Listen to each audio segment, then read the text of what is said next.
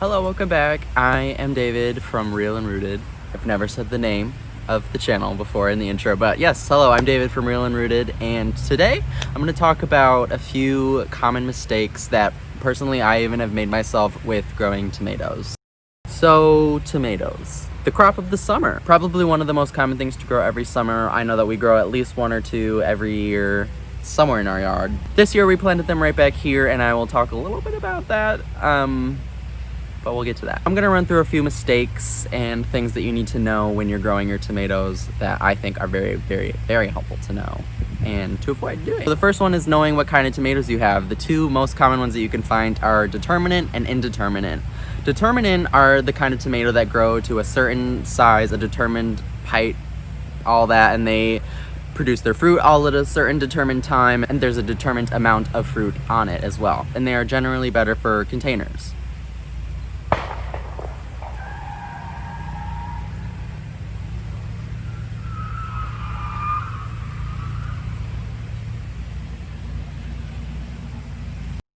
And then what we personally like to grow and what I think might be a little bit more common are indeterminate, and that means they grow, keep growing, and they produce continuously throughout the summer and just keep going until, summer's over. So knowing which kind you have will help with the whole process throughout the summer of knowing what you're gonna get and what to do with it.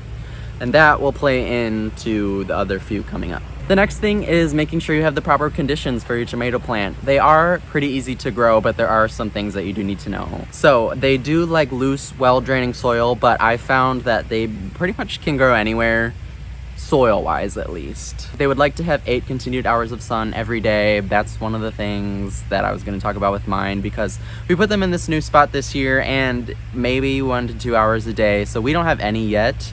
We've produced flowers, but we don't have any fruit set, and that's what I think is probably the main reason. There's just not enough sunlight. Another thing to note, they are a summer plant, but too much heat can hinder the growing process. Not that that's anything that we can control ourselves or a mistake that we make, but it's just something to note that temperatures 90 and above, the process of producing the fruit might slow down, so you might have less at that time. So when temperatures remain 85 or above overnight, your tomatoes will have a harder time coloring properly, so you might notice a little bit of a difference in the color in them. So that's another one. Again, we can't really control the heat, but it's just something to note that it could hinder the process. The next mistake has to do with the support. So the big mistake would be having no support at all, because tomatoes need support to grow and be happier.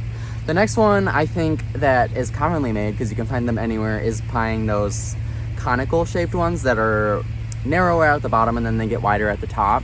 And these are a problem because as tomatoes grow, they need more support at the bottom because they get really top heavy. So if you just have less support at the bottom and then it gets wider at the top, that's harder for it to stand up. And a lot of the times, those ones that you could buy at Walmart, the conical ones anywhere, garden centers, Menards, all over the place, they are really flimsy and they can't really stand up to, wind, temperature, all that sort of thing. They have a harder time. This year we tried these green spiral ones. We bought them at Walmart for literally only $1. I have to say that I am pretty impressed with how they've done so far. Again, our tomatoes really aren't super happy where they are this year, so they're not as big as they should be, but I am impressed with how much they've handled the growth so far. Our tomatoes are up to the top now. I haven't had any problems with wind or them blowing down or anything so far. I don't know, I can't really speak to how well they would work when they're like, the massive kind of tomato plants, or if you don't prune them properly. Can't speak to that, but I will say that with what we have this year, I can give them a thumbs up. So next up would be pruning, and this has a lot of different things to it, I guess. You just want to make sure that you remove any branches or leaves that could be close to the ground, because, as I will talk about in a little bit with the watering, diseases can bounce up from the ground onto the bottom leaves, and you don't want that to happen. Tomatoes are prone to a lot of soil-borne diseases, so you want to make sure that the leaves that are close to the ground can't be more susceptible, I guess, to picking up those sort of diseases by being closer to the ground. Another thing to note is that there are these things called suckers. That is a sucker right there. So this is the main branch right here, the main stem, and then there's always a little one that comes off to produce fruit. This one doesn't have any fruit coming on it because, no sunlight. But so these grow, and this is a small one because I've been pretty good at keeping up with them, but these grow and take away energy from producing fruit on the main stem. So you want to make sure that you come out here and pick these off as early as you can. I've done an okay job at it, but there's this one right here. So this is the main stem, and then this is a fruit bearing branch right here, and then this one is a big one that's growing out of it. And I didn't notice that until right now, so now I have to make sure that I come in and just pinch it off. The bigger ones are harder, but you didn't really see that. Here's another one right there, and you just want to make sure to come in and pop off the suckers just like that. Another common mistake made with tomato plants is watering. You know, people don't necessarily know the proper ways to water.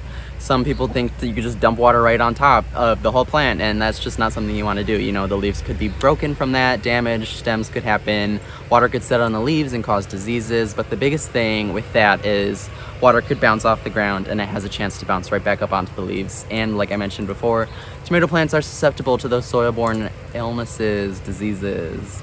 And another thing is the proper time and the amount of water. You know, tomatoes don't want to go too long after or too short after the last time you watered. They don't want to have these varying waves of, you know, time frames when they were last watered. They want to have the same amount of water at the same time every day, and they'll adapt to that. You know, you could be giving them the wrong amount of water and you don't know that, but that is something that you could adjust later. Just make sure you're always doing it at the same time, and the plant will thank you for that. And the last thing is fertilizing, something that I struggle with myself because, you know, I don't necessarily know the ins and outs of everything. So the first problem could be under-fertilizing. I don't know if that's necessarily a common problem unless you're just not fertilizing at all. My mom used to not fertilize anything ever, none of her flowers, vegetables, nothing like that. So with this problem, you could be putting your plant into poor soil or not providing enough food, and that could be a reason your plants aren't producing the way that you want them to, because tomatoes are known as very heavy feeders. They do need food to support them. In this case, when you plant a side dress of compost, you know, in the planting hole, or food, plant food, the proper plant food for a tomato, and then halfway through the summer, another side dress of compost, and then food properly along the way, could be very beneficial for your plant. And then what I think the more common problem is with fertilizing is over-fertilizing. And I think that is another reason why ours aren't doing too hot, because I used a very nitrogen-rich fertilizer, and that is not what tomatoes want. With too much nitrogen in the fertilizer or too much nitrogen going to the plant will be more prone to producing a lot of vegetative growth, which we did see early on. The plant grew very fast. Then it's not setting fruit, and that's kind of the whole point of growing a tomato plant. So you want to make sure that you're backing off the nitrogen, because that is only putting leaves on the plant, but not fruit. I think mainly just the biggest tip I could give, I guess, with fertilizer, you know, even if you're doing under or over fertilizing, just make sure that you're just keeping it simple. You know, compost always helps, you know, at the beginning or during the summer. Like right now would be a good time to put some on. Or, you know, just granular fertilizer. I know a lot of people use Garden Tone with their vegetable growth, and that is, I've heard wonders. I never used it myself, but in the past I've just used, you know, a common all-purpose plant food. There's a tomato on the box, so I figured it was okay. And you know, it did always work. It's not the best option, but sometimes synthetic fertilizers are the way to go. They're cheaper. I don't know. So those are just some really quick mistakes I know that are common with growing tomato plants. So I hope that helps this summer, and, you know, in the summers to come. You know I say all the time, I'm not an expert by any means, but these are just things that I thought would be beneficial in a video to make, because, you know, it's summer. Tomatoes are the crop of the summer. Seemingly, they're very common. Hope this helped. You'll have to let me know, and happy growing, I guess. I'll see you guys in the next one. Thank you so much for watching. Goodbye.